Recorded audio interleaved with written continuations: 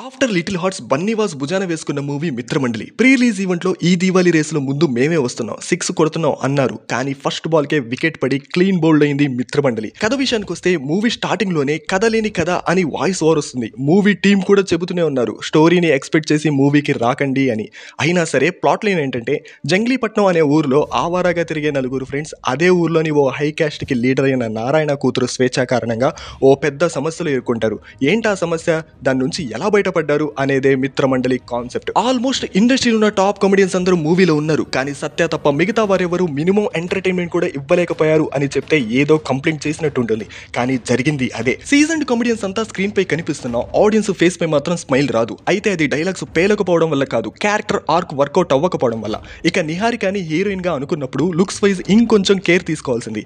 ఒక్క introduction scene తప్ప ఇంకా ఎక్కడ కూడా అట్రాక్ట్ చేయలేకపోయింది.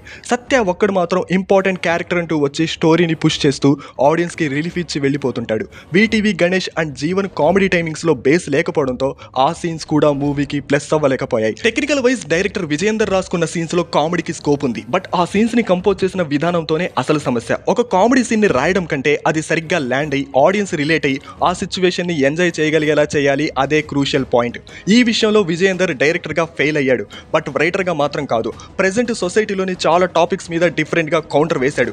అది సోషల్ మీడియాకి ఎడిక్ట్ అయిన యూత్ గురించి, పేరెంట్స్ పిల్లల మీద పెట్టే ప్రెజర్ గురించి, క్యాస్ట్ సిస్టమ్ అండ్ రాజకీయ నాయకులను గుడ్డిగా నమ్మి ఫాలో అయ్యే కార్యకర్తల మైండ్ సెట్ గురించి ఇలా చాలా ఎలిమెంట్స్ కి మంచి సెటైర్లు వేశాడు. మరి ఎందుకో తెలియదు కానీ మూవీలో ఎక్కువ మంది ఆర్టిస్టులను హ్యాండిల్ చేయలేక స్క్రీన్ ప్లే ని ఇంట్రెస్టింగ్ గా డిజైన్ చేయలేకపోయాడు. ఓవరాల్ గా చెప్పాలంటే మిత్రమండలి మూవీ వర్కౌట్ అవ్వలేకపోవడానికి హోల్ అండ్ సోల్ రీజన్ మాత్రం విజయేందర్ అనే చెప్పాలి. ఇక ఆర్ఆర్ ధ్రువన్ తన మ్యూజిక్ తో నవ్వించడానికి ట్రై చేశాడు. కానీ అదంతా జబర్దస్త్ లో పేలని స్కిట్ కి నవ్వండి అని మ్యూజిక్ వేసినట్టు లౌడ్ గా అయిపోయింది.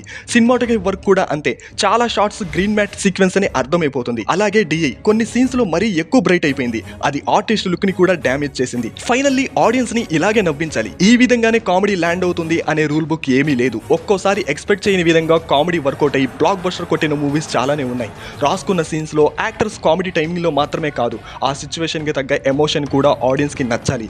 అన్ని కలగలిపి నవ్వించాలి. బట్ అదే మిత్రమండలిలో మిస్ అయింది. విజయేందర్ రాసుకున్న సీన్స్ లో సర్కాజం ఉంది కానీ కామెడీ లేదు. నలుగురు నిర్మాతలు, 20 మంది కమెడియన్లు, లెక్కకు మించిన టెక్నీషియన్ల కష్టం ఈ విధంగా వేస్ట్ అయినందుకు సాడ్ గా ఫీల్ అవ్వాల్సిందే. మొత్తానికి ఈ మిత్రమండలి మెప్పించలేకపోయింది. మరి మీ ఒపీనియన్ ఏంటో మూవీ చూశాక కామెంట్ చేయండి. And more interesting topics subscribe చేసుకోండి. Till then love you all and signing off your Cinemax Sharif.